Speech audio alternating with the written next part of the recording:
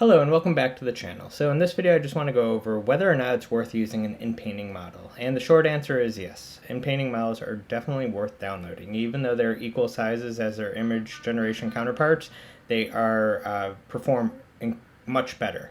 So I wrote the other day in a Medium post here, and I'll link to it in the description. Basically the original release of Stable Diffusion 1.5 for the inpainting. And so what makes the inpainting models different is that they are trained at 595,000 steps of regular training and then an additional 440,000 steps of inpainting training, basically partial images. So to kind of give you an idea of what's going on here with inpainting, I'm going to kind of go ahead and go through a couple of examples and kind of give you an idea of how inpainting models work. So first up, I'm just going to go ahead and get Comfy UI loaded here. And I'm going to go ahead and just put in a basic inpainting workflow here. So this is a workflow that I went over in a previous video. But I'm going to go ahead and just bring in a image. I think we can use this one. It really doesn't matter. So I'm going to have a photo of a woman wearing glasses. Basically, this was a photo that I downloaded from Unsplash. And then I'm going to go ahead and show how the inpainting and the generation models differ from one another here. So basically, I'm going to go ahead and do a mask to image. And then go ahead and bring this here and then just create a preview image of what's going on. And then I'm going to go ahead and basically open up the mask editor and then just block out where I want the glasses to basically fit, which of course would be right down the eyes. So what we basically just did is erased part of the image, kind of basically converted it into a PNG image with that alpha channel or like the transparency channel. So whenever we go ahead and cue the prompt here, we can see this is what the mask is that's going to be sent to the diffusion model. And we're going to grow the mask by 6 pixels to give it some surrounding context. And then go ahead and go through the K-sampler process as we normally would. And here we have a picture of a woman wearing glasses. Now it does look a little funny and it depends on what type of model we're using. I think Dreamshaper kind of brings in not so much always realistic type of images. If we go with more of a realism model, we might see a little bit better results. Let's go ahead and save the image and then try this one more time. Okay, so here's with a realism model and then once with Dreamshaper. And then let's go ahead and take a look at how they are side by side. So I'll give that a second. Okay, cool. So here's the realism model. And here's the Dreamshaper model. I think it has a lot of anime images probably in its training data set, as you can see the enlarged eyes here. But it does a good job. So that's what an inpainting model does. So now if we go to the generation model and then go ahead and try to do the same thing, we still did the mask, but then we're going to go ahead and just go through a generation model. We're going to see that it basically tries to fit the prompt into that little image, and we can see things don't really line up all that well, and that's why inpainting models are completely different from the generational models.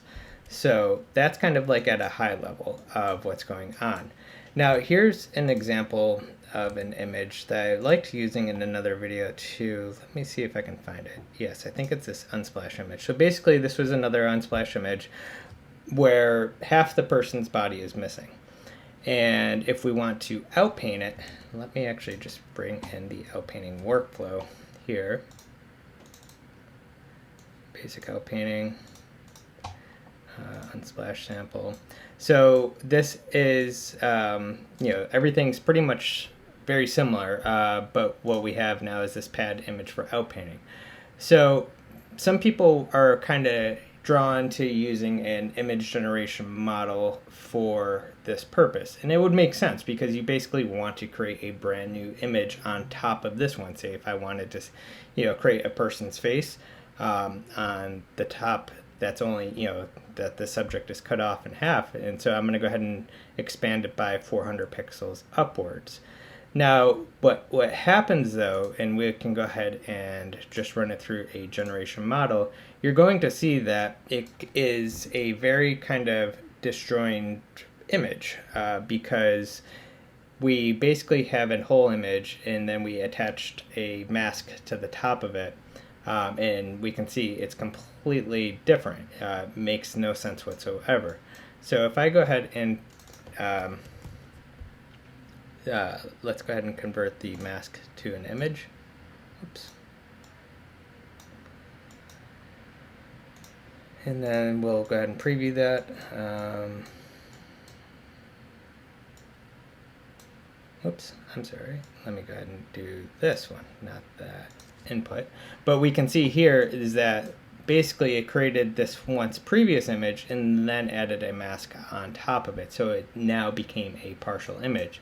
So whenever you go ahead and do something like this, you need to make sure that you use the Inpainting checkpoint here. Right, so then if we go ahead and just cue the prompt and go through all the steps, and again, I did nothing different other than just changing the checkpoint here.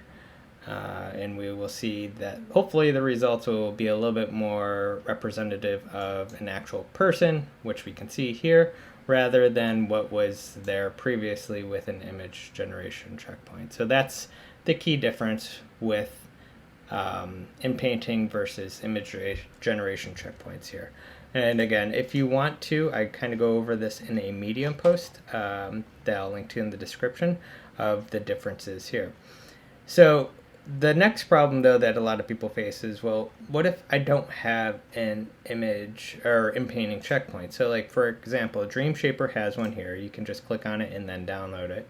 Realistic Vision has one, but say like this Ghost Mix one. I'm not familiar with this checkpoint in particular, but I can see though that there's no Inpainting checkpoint here. So what can you really do? Some of the options are to either use the Stable Diffusion checkpoint, the base model that works. You could do that. Otherwise, you can use a similar style of checkpoint to retouch an image. It doesn't always have to be the same exact image generation checkpoint and Inpainting checkpoint to retouch an image. The other option is you can actually create your own checkpoint. So let me go ahead and pull this up here. So the Stable Diffusion Web UI, or Web UI Forge, pretty much one of the same as far as the interface goes, has a way that you can actually make your own Inpainting checkpoint. I haven't personally done this yet, but apparently it's supposed to be pretty easy to do, where you can basically go ahead and just take in the base Inpainting model, and then you're going to go ahead and take your generational model, and then you would go ahead and create that. So you can just get to that right here in the checkpoint merger tab of Automatic 1111's Web UI or within Forge. Alright, so now I'm going to go ahead and use a ControlNet to Inpaint. And what's interesting about ControlNets is that they will pre-process the image and kind of inform the model key things about the image whenever it goes through the generation process. And you can actually use, I think, both the generation and also the Inpainting checkpoints to deliver pretty good pictures. So if I go to Inpaint, and then I'm going to go ahead and bring in this picture, and I basically want to do the same thing that I did in Comfy earlier, is have this person wearing glasses. So I'm going to go ahead and do that, and then I'm going to do only masked. I'm going to change this to fill so there's really not much context of what's underneath. Well, I guess, I think we could go with original because we still kind of want the model to know what's going on underneath this mask. I'm going to boost these sampling steps up to about 40. We'll add some padding to the masks so it kind of gets greater context around there to know how to set the glasses. I'm going to do actually 512 by 512, so that's just for the mask area. So that means this whole image is 512 by 640, I think it just said. But basically it's making a 512 by 512 image right here, so it will look really good whenever it's basically pasted on. Whenever using the ControlNet, it was recommended within this thread here to use a CFG scale of 4 for some good results, or at least that's what the creator had found. So basically I'm going to go ahead and enable this ControlNet, do pixel perfect, and click on Inpaint. And here you can see there's the Inpaint only plus Llama preprocessor, and then we have the Inpainting ControlNet model. Alright, and then we're just going to go ahead and change this over to ControlNet is more important. Alright, so let me go ahead and just generate that, and then hopefully we have a person with glasses on here. Let's take a look. And we can see here it's going through the process, and yeah, I didn't define color or anything, but it looks pretty good. Kind of looks a little bit pasted on there, but not too terribly bad. I mean, let's see what happens whenever we go through the Inpainting checkpoint. I'm going to go ahead and just download this so we can compare it side by side once this is done. Alright, so let me go to my downloads. And yeah, it's funny, the Inpainting checkpoint actually looks worse than the generational checkpoint. So this is the Inpainting and this is generation. You know, we could build upon this, if you will, and we don't always have to use control nets. Also, too, this model, the creator recommends using these textual inversions, which do a fairly good job. Let's just do one more generation here with the image generation checkpoint and see the results. Alright, my phone's going to be dying here soon, but I think we should be fine. Yeah, so that looks good. We'll download this one, and this is with those textual inversions added to the prompt. So this was our first one, second one with the Inpainting model, and third one, this one looks much more believable, if you will, of the three. Cool, so that's kind of the importance of using Inpainting. There's a few different ways, if you will, you can go through this. I kind of encapsulate all of what I went over in this video within this Medium post, if you want to kind of reference and don't have to scrub a video to figure out what's going on here. But yeah, I hope that this video kind of deepened your understanding a little bit whenever it comes to using Inpainting checkpoints. They are very good whenever it comes to editing, and as you can see, you could use control nets as well too.